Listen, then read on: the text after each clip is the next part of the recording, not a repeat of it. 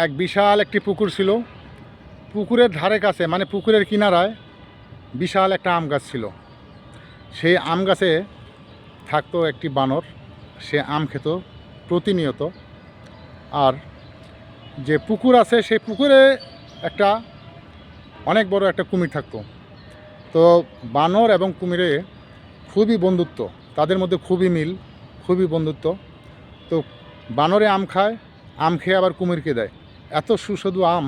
তো কুমির একদিন কি করছে, একটি আম নিয়ে চলে গেছে, নিয়ে তার ওয়াইফকে দিছে। তার ওয়াইফ আমটা খেলো, খেয়ে দেখলো মানে তার ওয়াইফ জিজ্ঞাসা করতেছে, এই আম তুমি কোথায় পেলে? বলতেছে যে আমি যে পুকুরে থাকি সেই পুকুরে বিশাল একটা আম গাছ আছে, সে আম গাছের উপরে আমার একটা বন্ধু থাকে, দোস্ত থাকে, সেটা হলো বানর। সে বানরে সে নিজেও আম খায় এবং আমাকেও দেয়। তো তুমি খেয়ে দেখো, আমটা খুবই সুস্বাদু। তখন কুমিরের ওয়াইফ কী করলো, সেই আমটাকে খেলো। খাওয়ার পরে তো দেখতেছে খুবই সুস্বাদু, খুবই মজা, খুবই মজাদার আম। এখন কুমিরে বলতেছে তার ওয়াইফকে যে তুমি যদি আরও আম খাও তাহলে আমি আমার বন্ধুকে বলবো, সে বেশি করে আম পেড়ে দেবে তোমার জন্য, ঠিক আছে? এই কথা বলার পরে কুমিরের ওয়াইফ বলতেছে, দেখো এই আম এত সুস্বাদু, আর বানর প্রতিদিন আম খায়, আম খেয়ে খেয়ে তার কলিজাটা না জানি কত ভালো হয়ে গেছে, মানে কত সুস্বাদু, ওইটা যদি খাওয়া যেত কত না মজা লাগতো। এই কথা বলতেছে। তখন কুমিরের বউ কী বলছে, কী করছে, কুমিরকে বলছে যে আমি আর আম খাবো না, আমি সরাসরি ওই বানরকে খাবো। তুমি যেভাবেই হোক না কেন এই বানরকে আমার কাছে এনে দেওয়ার ব্যবস্থা করো।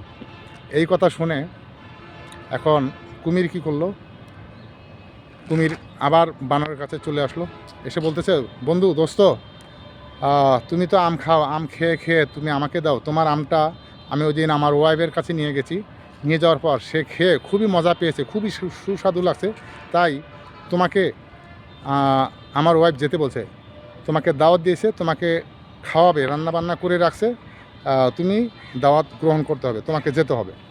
এই কথা বলার পর তখন কুমিরের পিঠের উপরে লাফ দিয়ে বানর বসে গেছে। বসে এখন বিশাল পুকুর, এই দেখতেছেন ফাঁকা জায়গা, মানে বিশাল দরিয়ার মতো পুকুর, অনেক বড় পুকুর। তখন বানর যখন কুমিরের পিঠের মধ্যে উঠছে, ওঠার পর কুমির তো চলছে পানি দিয়ে আঁকা বাঁকা করে চলছে। তো চলতে চলতে এখন যখন মাঝখানে গেছে, তখন বানর বলতেছে, দেখো দোস্ত, তুমি কোথায় নিয়ে যাচ্ছ আমাকে? এত এ দরিয়ার মাঝখানে নিয়ে আসলে আমাকে, এখানে তোমার ওয়াইফ কোথায়? তখন কুমির বলতেছে যে আমি তো মাঝখানে নিয়ে আসছি, এখন তো আর বললে বানর যেতে পারবে না, কারণ এখন বললেই তো যদি এখানে নামে, পানিতে নামে, সে হাবুডুবু খেয়ে মারা যাবে, আর আমরাও খেয়ে ফেলবো, সে এখন আর পালাতে পারবে না। এই জন্য বলছে, দেখো আসলে আমার ওয়াইফ তোমাকে দাওয়াত দেয় নাই, আমার ওয়াইফ তোমার যে আম দিয়েছিলে তুমি, সে আম খেয়ে খুবই মজা লাগছে, এখন তোমার কলিজাটাকে খাওয়ার জন্য তার ইচ্ছা হয়েছে, তাই আমাকে বলছে যেভাবে হোক তোমাকে নিয়ে যেতে, তাই আমি তোমাকে নিয়ে যাচ্ছি আমার ওয়াইফের কাছে, তো তোমাকে খেয়ে ফেলবে। এই কথা শুনে বানর খুবই হতভম্ব হয়ে গেল, কি করবে? সে বুদ্ধি করে বলল যে, আরে বোকা দোস্ত, তুমি যে এই কথা বললে, এই কথাটা আগে বলো নাই কেন? তুমি আমার দোস্ত আর তোমার ওয়াইফ আমার কলিজাটাকে খাবে, তুমি আগে বলো নাই কেন? যদি আগে বলতে তাহলে কলিজাটা আমি গাছের মধ্যে রেখে আসতাম না, গাছের যে বড় একটা ডাল আছে, এই যেরকম গাছের বড় একটা ডাল আছে, গাছের ডালের মাথায় আমি রেখে আসছি, তো তুমি যদি আগে বলতে তাহলে তো কলিজাটা আমি সাথে নিয়ে আসতাম। তো চলো আবার তাড়াতাড়ি ঘুরো, আমি কলিজাটাকে নিয়ে আসি।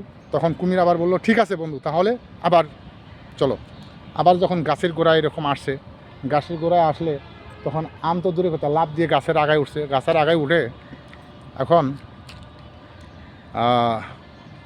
বানর বলতেছে, আরে বেঈমান, তোমাকে আমি আপন ভেবেছিলাম, তোমাকে আমি দোস্ত ভেবেছিলাম, আর তুমি আমার সর্বনাশ করার জন্য, আমাকে খেয়ে ফেলার জন্য তোমার ওয়াইফের কাছে নিয়ে যাচ্ছ, তোমার মতো বেঈমান হয় না। তো ভাই, এই পৃথিবীতে, এই জগতে কাকে বিশ্বাস করবেন, কাকে আপন ভাববেন? নিজের থেকে যাকে ভালোবাসা যায়, আপন ভাবা যায়, তারাও বেঈমানি করে। তো মানুষকে আপন ভাবা বা কোনো বস্তুকে আপন ভাবা, আসলে এটা আসলে বোকামি ছাড়া কিছু না। তাই আপনাদের সবাইকে বলবো, আপনারা সবাই সাবধান হয়ে যান।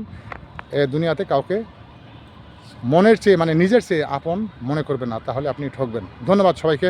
আসসালামু আলাইকুম।